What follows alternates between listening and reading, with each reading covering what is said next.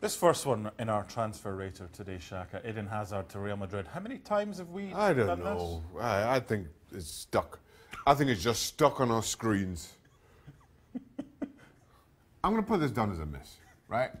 Again, too much uncertainty at Real Madrid. You're not quite sure who that manager is. And I think Hazard, despite playing a false nine, which he says he doesn't, is not his preferred position, he's got to be enjoying life under Sarri. Yeah. So, as of right now, go where and why? And put that down as a miss. His agent, he's got the best No, agent his in the world. agent is a hit. And Ramsey's agent is a definite hit. Ramsey to PSG, I'm going to put this down as a miss. We've just seen Aaron Ramsey linked to far too many clubs. And His agent's doing his job. no, he is. I'm not sure that works just yet. Not just clubs, but Bayern, PSG. Good clubs.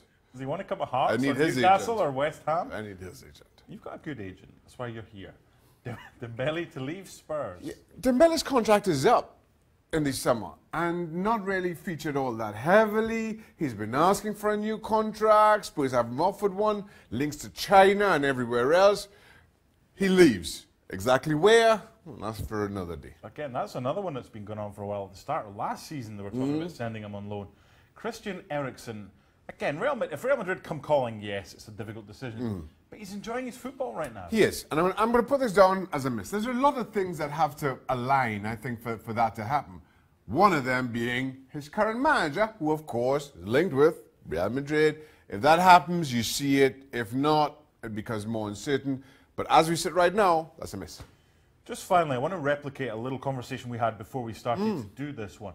First of all, we'll get to Almiron in a second, but if Atlanta United, if you put them in England, which league would they be in, given the standard that they are, and where would they be in that league? I think championship, and I think somewhere around mid-table to just upper half of the table. Okay, so we're looking for a level that Almiron could play at, because we don't know right now. He's a really talented player. Newcastle, would that be his level? I think so. And I put this down as a hit. And as good as he's been in MLS, the question always remains, how good do good players in MLS translate to the bigger European leagues? You've seen a number of players who've done outstandingly well in MLS, but be failures over in Europe. So now clubs are wondering, do I take this gamble? How much is that gamble? And that, I think, is the decision that a lot of these clubs and a lot of players have to make. So though Almiron and his fans may think he can play at a higher level, I think that's a perfect start for him. Of course, I'm also slightly biased. Same time tomorrow for the Eden Hazard to Real Madrid transfer? Yeah, just leave it up there. It'll still be a mess, though. But do I have to come in? Yeah. We've just been talking about what we got for Christmas. Shaka said he got a crystal ball. Let's see if it works. Brighton, Everton. Despite how good Everton have looked of late, I'm going to go Brighton here. I like Brighton a lot. I think they get the win. Depends which Everton turn up. They got thumped at home and then they won well away. I think that'll be a draw. Fulham need the points. Huddersfield could do with them as well. Yeah, I think Fulham at home get the points. Ranieri's smiling. Yep, with you on that one. Leicester, great win over City against Cardiff, who got a good point at Palace. Yeah, Cardiff have been playing well of late, particularly at home. They're on the road, quite clearly. I'm going to go Leicester. Yeah, I'll go with you as well, but I can't get as high pitched as you were able to get there. No. You can't quite grow a beard like I've been able Let's to grow. move on. We're Let's getting move there, on. yeah, let's move on. Spurs against I'm going to go Spurs, fantastic form. Wolves looking decent, but I go Spursy not here. flying right now. Watford, Newcastle, your old team. Yeah, I'm going to go on the draw. I'm going to sit on the fence here. More in hope than expectation. 9th against 15th. 9th wins that one. Liverpool Arsenal's the big game this weekend. What happens? What was that face for? I don't know. You surprised me. Liverpool win at home. Liverpool have been absolutely fantastic. I'll give you more on this because this is a big game. Why are they going to win? What can Arsenal do to get something from Liverpool? Well, as good as Arsenal have been, you saw maybe the disappointing side of them on the weekend with that draw.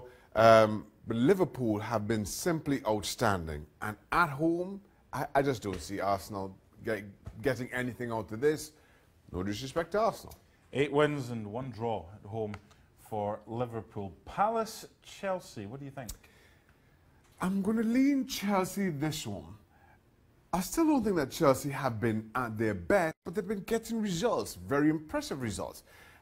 Short trip across London, I think they get 3 points. It's funny, he doesn't prefer that position, Eden Hazard, as the kind of main man in the middle, but he's getting the goals. He keeps getting them. Exactly.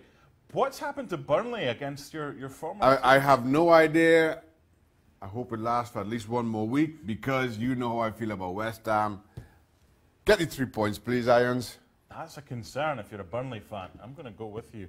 Are we the same? Yes, we are. Speaking of concerns, what's going on with City? You tell me. I'm going to sit on the fence. Really? You think they'll get more points? I'm going to go for a draw. Yeah, I mean, I've been waiting for them to turn the corner for, what, 3 weeks now? What was it, three losses in the last 4? But Southampton, I know they've picked up of late, but still, I'm not. I'm sitting on the fence. Wow. Okay. Is that because your boss is a Southampton fan? No. No. At least in my concerns him. Man United, Bournemouth to end with. How many? How many? Because they got thumped at Wembley. I'm going to go 4-0. You've got really long fingers. Wow. I'll go 3. Serie A predictor time with Shaka Hislop. The winter champions Juventus in the early game, if you're in the US, live on ESPN 2. Sampdoria, the opposition. What do you think? Yeah, 2 teams in fantastic form. Juventus, despite dropping points last weekend, at home, I think they get the job done. Yeah, it's hard to disagree with. Tough on Sampdoria have been in fantastic form. They have.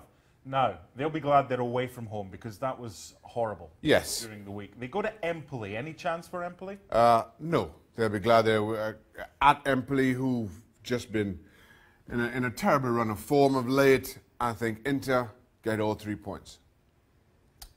Lazio, Torino. Torino awful on the road of late. I think Lazio, again, at home, get all 3 points. Yeah, they've drawn 7 away from home. And I'll get another draw there. Oh, draw okay. Of the season. Parma, Roma, that's a good game. By the way, Zaniolo, if you haven't seen his goal from the other day, stunning. Okay. What do you think? I think I'm going to sit on the fence with this one. Parma haven't been in great form. I think Roma have really struggled on the road a bit as well. I'm going to sit on the fence. I'm going to go draw. By the way, if anybody wants an endorsement for Shaka Hislop for anything, don't bother. Milan, Spal. Both teams in awful form. Milan, when you're in awful form, exactly who you want to play against is Spal. I'm going to give them all 3 points at home. They should, because they've not scored in 4. His job's on the line. If they don't win this, I think he's... They're going to win. Well, they should have won it for Frosinone. They're going to win. Is that a Shaka guarantee? It's a banker. That's a Shaka guarantee. That's our Serie A predictor this week. Well, what do we know about Manchester United's hunt for a new manager? Alongside Shaka Hislop, we do know that they have said there will be no announcement before the end of the season. That's them. That's not us. We can speculate. Max Allegri is the latest name, the Juventus boss. Would he relish a change, and would he work at United? Well, I think he would work. Let me answer the second part first. I think he would work. Max Allegri is an incredible manager and has shown that, especially what he's done and the consistency with which he's done it at Juventus. So in that regard, I think it's a fit and makes perfect sense. The bigger question is whether Allegri can be tempted away from Serie A and Juventus. For years before Arsene Wenger stepped down, he was linked with the Arsenal job, and there was all kinds of speculation, led by us right here in this very studio, as to how good a fit he was and what it would take, etc., etc. But Allegri never seemed to waver from his commitment with Juventus, and his feeling that he still had something to achieve at Juventus, namely the Champions League. As of right now, I don't think that has changed. Now, they've added heavily in the summer in the form of Cristiano Ronaldo with that Champions League in focus. Now, should they win the Champions League and should this team be dismantled, their centre-backs, Chiellini and Bonucci, are getting older, if he feels that his job there is done now, then maybe that changes and he becomes a more realistic target. Would you go with someone with no experience of the Premier League but a really good coach, or a really good coach in Pochettino with experience of the Premier League? As we say right now, I go with Pochettino with his experience in the Premier League.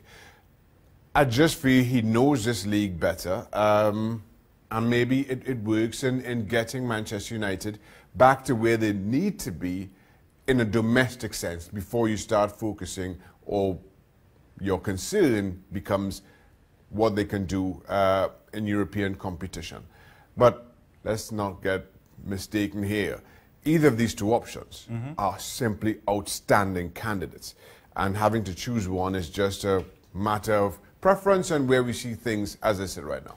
What about Ole Gunnar Solskjaer? What do Man United have to do between now and the end of the season for him to be considered for a permanent role? Well, the only thing he can do is win and continue winning. He started fantastically well. Easy opposition, we have to take that in mind. But the football we've seen from Manchester United has been what we've been asking for and expecting from these players for quite some time. This is a results business. And if you get the results, you get the job. Never mind if how well Allegri continues to do and his record and reputation, similarly Pochettino. If Ole Gunnar Solskjaer keeps this team winning comfortably, and against the likes of the teams at the top of the Premier League, they're still in European competition. If they go on a run there, then I'm not sure how we just discount his achievement. News that rocked US soccer. It was confirmed last night that Ziggy Schmidt passed away on Christmas Day. Of course, a man who did it all in MLS, all-time leader in games coach and wins, and only one of 4 coaches to win multiple MLS Cup titles, of course, with the Galaxy in 2002 and Columbus Crew in 2008. Ali, the first person I thought of when I heard this news was you. Yeah, it's tough, and we knew, we had been in contact with people close to him that he wasn't in good shape, but it doesn't make it any easier. The shock of it, the fact that I have a relationship, and I had a relationship with Ziggy Schmidt, makes it all the more difficult. In life, regardless whether you're a professional player, whatever it is that they choose to do with your life, there are people that are going to help you and that have to believe in you in order for you to continue to succeed and go through the stages. Ziggy Schmidt was that for me in Major League Soccer. He believed in me. He trusted me as a player and as a person. He drafted me with the LA Galaxy in 2002. We won a championship there, won a supporter shield there, and then he doubled down once again and traded for me to get me to Columbus, where we won a championship in 2008. When you have that sort of relationship and you go through those sort of experiences, then you create a bond. And with Ziggy in particular is a coach and a person that I appreciate, not only because he believed in me and he trusted me, but because it was hard to gain his trust. But once you did, you knew that that trust and that feeling was going to be there forever. And that is a powerful feeling to have as a player, that you have somebody that you know believes in what you can do and what you bring to a team. Those moments in 2008 with the Columbus Crew, the moments in 2002 with the LA Galaxy are things that I'll never forget. But I think that the thing that I will remember most about Ziggy is that he was a good human being. He was a good man and a decent man in an environment which is not always the case. He was a good man, and he was good to me, good to my family, and I wish nothing but the best to his family. Ziggy Schmidt was a tremendous mentor for me. I love that man. Of course, you coached against him many times, Stevie. Yep. Well, I never actually met Ziggy till 2002, and it was after the cup final, which they beat my team, the Revs, in the Rev Stadium. And what struck me when I spoke to him after the game was how humble he was. Obviously, when they win, and you win an MLS title, and it was his first, generally most people think about themselves. He was thinking about me and my team. And there's not many coaches have that ability and have that sort of character, because they're too busy thinking about themselves. And Ziggy wasn't. And from there, you know, again, he was one of the guys that somebody like me, who was an outsider coming into MLS, he was a guy I could call up about anything. And I would do. And it was only because of that conversation I had with him after he beat us. And of course, it wasn't always serious stuff. You know, it was handy to be able to call him and say, how did this team play when you played them 2 weeks ago? You know, what kind of things were they doing? So we had that trust that we would talk to each other like that. But we'd also talk about players. People like Alejandro Moreno. And I would say, are you going to get this guy not to flop when we play you on Saturday?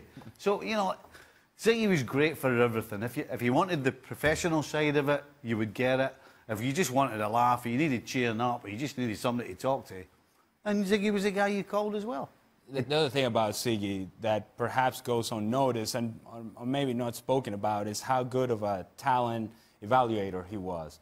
You look at his ability to do what he did with the Columbus Crew, that we were a bunch of misfits, and yet he found a way to make those pieces fit together. Then he goes into an expansion team with Seattle Sounders, and then he has to evaluate a talent for a new team that is coming in and be able to be competitive right away, and he was able to do that. He was able to handle a locker room in 2002 with the LA Galaxy that at that time had a lot of big names in this country. It was Alexi Lalas, it was Kobe Jones, Mauricio Cienfuegos.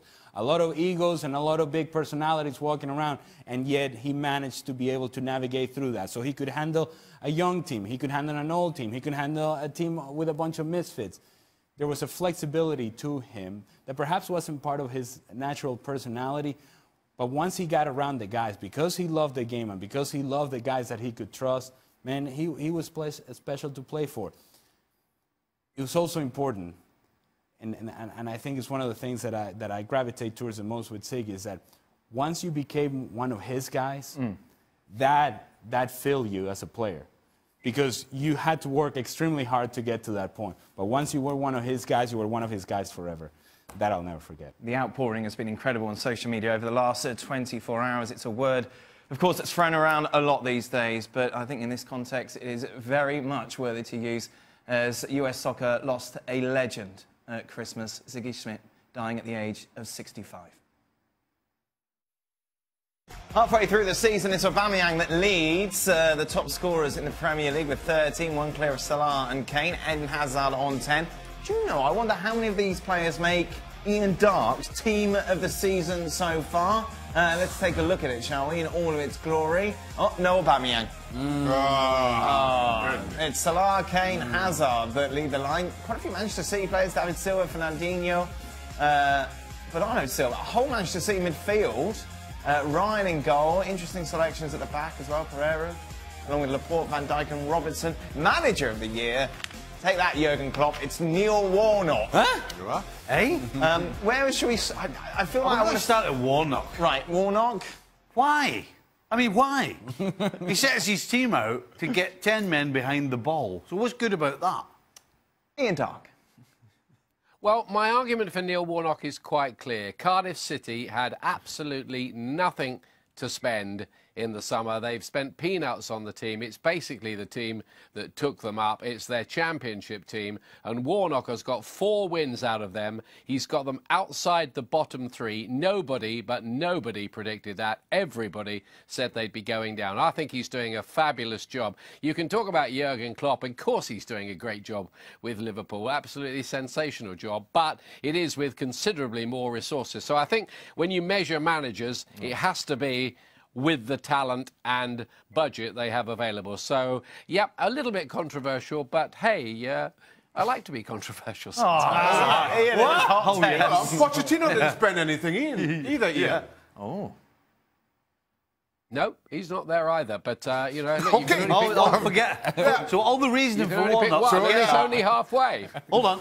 All the reasoning for Warnock, forget that when it comes to Pochettino. Okay? How dare you? How dare you? Understood. Who would you be your manager of the year so far? Jurgen Klopp. And it has to be simply because, okay, you expected Liverpool to be where they are competing against Manchester City, but not to have the lead that they have so far. And the way that this team has found ways to win games even when they're not playing well.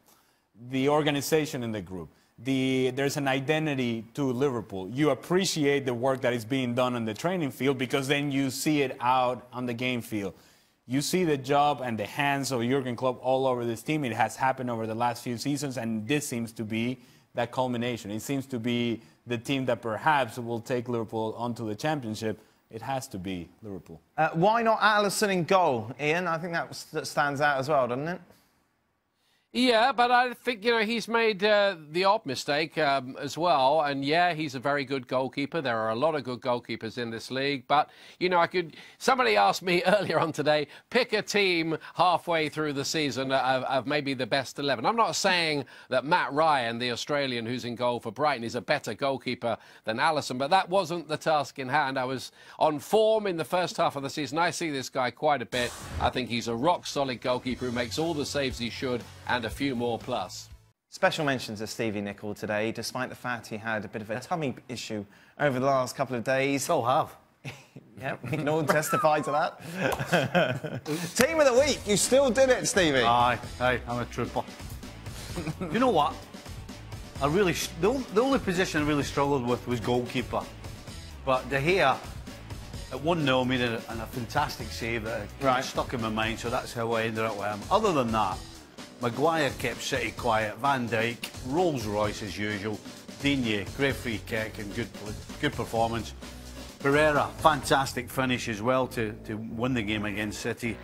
I mean, the middle three were superb. Anderson today for West Ham.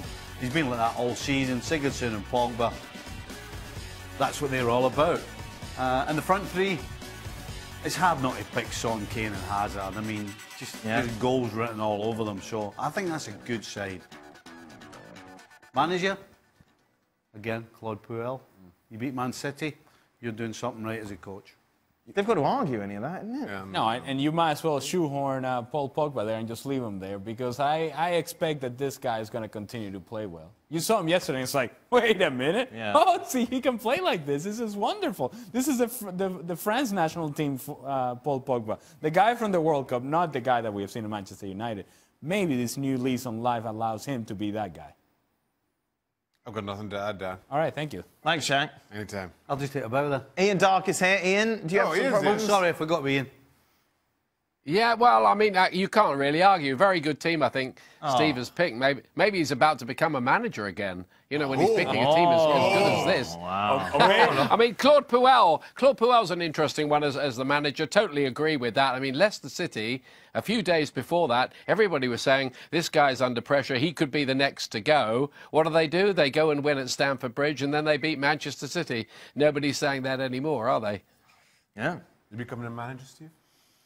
Unless I get a bullet here, I don't think so. Or maybe it's a tummy ache, the tummy pain, the tummy ache that forces you to tell me something. Yeah, just forcing into decisions. What do you think could have possibly caused it? I've been trying to figure that one out the last few days. Dear. Thank you very much, Stephen. Wonderful team. Are you doing it again now? Because Gab's on holiday. The problem is, when you do a good job, you get asked to do it again. There it is. You've got to be on now. Hold on a second. Oh, I can't wait for that. That will be available, of course. This you got dandruff? What do you got? No. Either that or nobody else is silly enough to do it. You need to see a doctor. Sounds like... Hello and welcome to Extra Time. A couple of things I need to sort out before we go to the questions. Ian, I apologise for not putting you in the tweet regarding the questions. I was not told that you were involved in it. I promise it's not a slight on you.